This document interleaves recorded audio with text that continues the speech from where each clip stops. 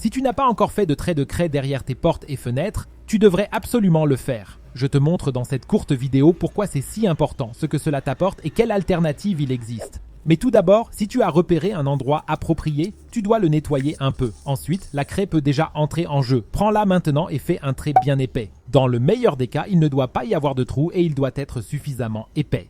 Tu dois donc passer plusieurs fois avec la craie. La manière dont tu dois l'utiliser varie d'un cas à l'autre. Mais je vais te montrer quelque chose à ce sujet. À la fin, il faut que la couche de craie soit vraiment bonne, comme dans mon cas. Avant de te montrer exactement comment décider de l'emplacement de toute la craie, je vais te montrer l'alternative. Tu peux aussi utiliser de la poudre pour bébé tout à fait normale. Il suffit d'en saupoudrer une bonne quantité, de manière à ce que tout soit un peu recouvert. Mais à quoi servent ces deux choses ? Tu peux faire en sorte que certains animaux ne viennent pas ici et n'entrent donc pas dans ton appartement. En effet, la craie est alcaline et les fourmis n'aiment pas du tout ça. Elles n'ont donc pas la possibilité de venir ici. Si tu sais exactement par où elles entrent dans ton appartement, tu peux ainsi leur couper la route. Il est bien sûr important que tu veilles à ce qu'elles ne puissent pas faire de détour pour entrer dans l'appartement. Toute la zone doit être recouverte et tu dois la renouveler régulièrement pour que les fourmis ne trouvent jamais le chemin de l'appartement. Mais c'est ainsi que tu peux les empêcher d'apparaître un jour dans ton appartement. D'ailleurs, tu ne devrais plus recevoir de visites avant d'avoir vu la vidéo que tu vois maintenant à l'écran. Clique donc directement dessus et regarde-la.